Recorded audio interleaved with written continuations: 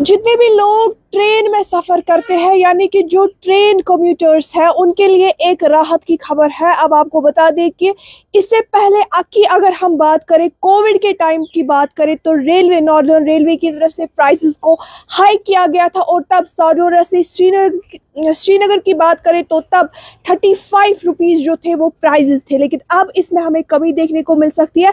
अब आपको बता दें कि अब साडोरा से श्रीनगर बस हमें 15 रुपीज़ देने पड़ेंगे, जो कि ट्रेन की जो फेयर्स है। जो नाज़रीन अब हमारा लाइव ज्वाइन कर रहे हैं, जो अब हमें देख रहे हैं, उनके लिए एक बार फिर से बता दें कि अगर आप भी ट्रेन में सफ़र करते हैं, अगर आप भी ट्रेन कम्यूटर है, तो आपके लिए एक राहत की खबर है।